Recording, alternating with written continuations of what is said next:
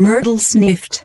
"Miss Granger was just talking about you," said Peeves slyly in Myrtle's ear.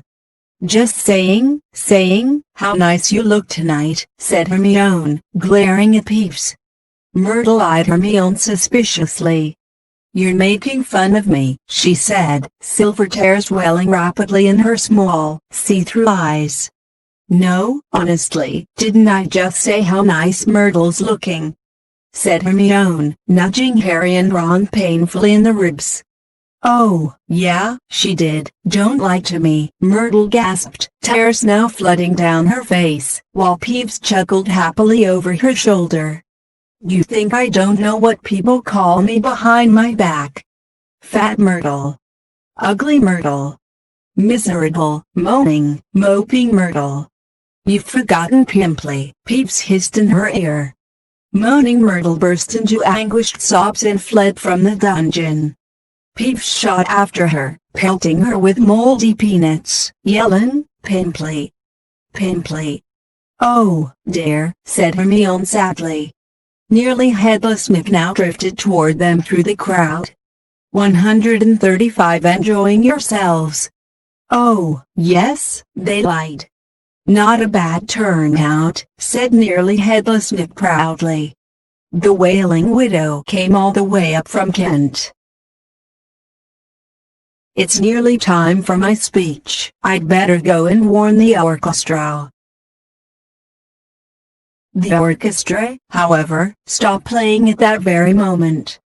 They, and everyone else in the dungeon, fell silent, looking around in excitement, as the hunting horn sounded. "Oh, here we go," said Nearly Headless Nick bitterly. Through the dungeon wall burst a dozen ghost horses, each ridden by a headless horseman. The assembly clapped wildly. Harry started to clap, too, but stopped quickly at the sight of Nick's face. The horses galloped into the middle of the dance floor and halted, rearing and plunging. At the front of the pack was a large ghost who held his bearded head under his arm, from which position he was blowing the horn. The ghost leapt down, lifted his head high in the air so he could see over the crowd. Everyone laughed, and strode over to Nearly Headless Nick, squashing his head back onto his neck. "Nick!" he roared. "How are you? Head still hanging in there?" He gave a hearty guffaw and clapped Nearly Headless Nick on the shoulder. "Welcome, Patrick," said Nick stiffly. "Livones," said Sir Patrick, spotting Harry, Ron, and Hermione and giving a huge, fake jump of astonishment, so that his head fell off again. The crowd howled with laughter. 136 very amusing, said Nearly Headless Nick darkly. "Don't mind Nick," shouted Sir Patrick's head from the floor. "Still upset we won't let him join the hunt. But I mean to say, look at the fellow, I think," said Harry hurriedly, at a meaningful look from Nick. "Nick's very frightening and, ha!" yelled Sir Patrick's head. "Betty asked you to say that. If I could have everyone's attention, it's time for my speech," said Nearly Headless Nick loudly, striding toward the podium and climbing into an icy blue spotlight. "My late lamented lords, ladies, and gentlemen, it is my great sorrow." But nobody heard much more.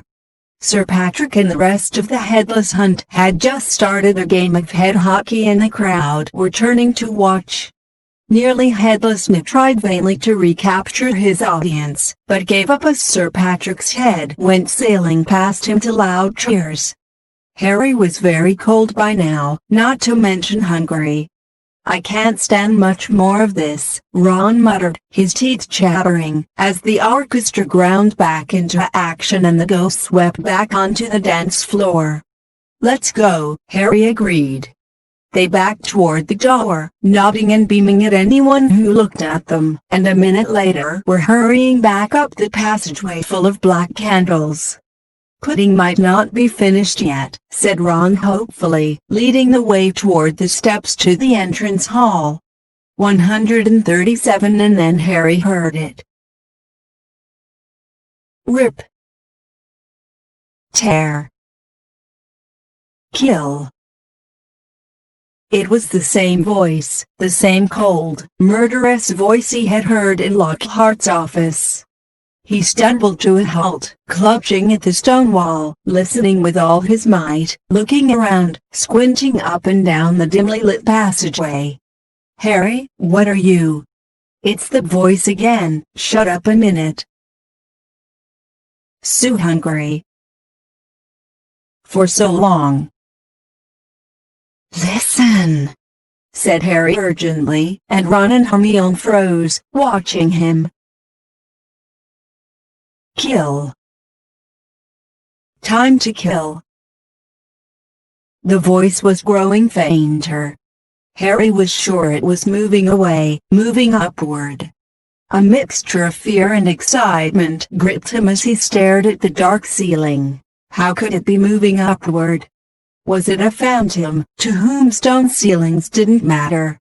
"This way," he shouted, and he began to run, up the stairs, into the entrance hall.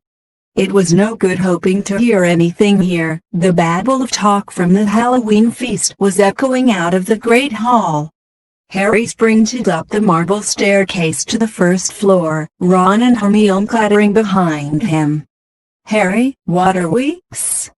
138. Harry strained his ears. Distantly, from the floor above, and growing fainter still, he heard the voice. "I smell blood. I smell blood." His stomach lurched. "It's going to kill someone," he shouted, and ignoring Ron's and Hermione's bewildered faces, he ran up the next flight of steps 3 at a time, trying to listen over his own pounding footsteps. Harry hurtled around the whole of the second floor, Ron and Hermione panting behind him, not stopping until they turned a corner into the last, deserted passage. "Harry, what was that all about?" said Ron, wiping sweat off his face. "I couldn't hear anything." But Hermione gave a sudden gasp, pointing down the corridor. "Look!" Something was shining on the wall ahead. They approached slowly, squinting through that darkness. Foot-high words had been daubed on the wall between 2 windows, shimmering in the light cast by the flaming torches. "The Chamber of Secrets has been opened. Enemies of the air, beware." "What's the thing hanging underneath?" said Ron, a slight quiver in his voice.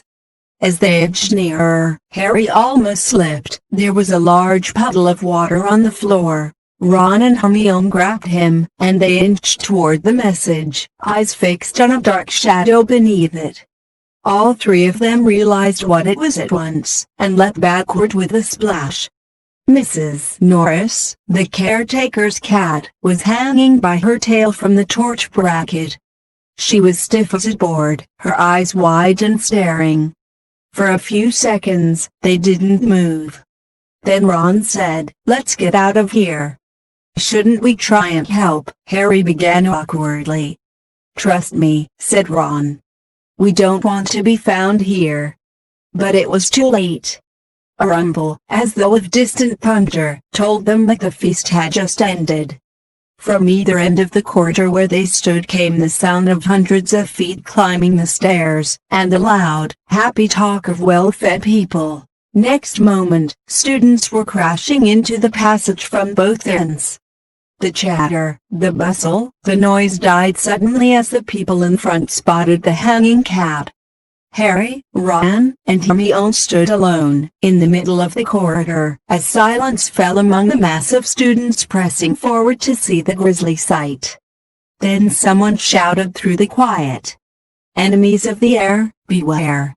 You'll be next, mudbloods." It was Draco Malfoy. He had pushed to the front of the crowd, his cold eyes alive, his usually bloodless face flushed, as he grinned at the sight of the hanging, immobile cat.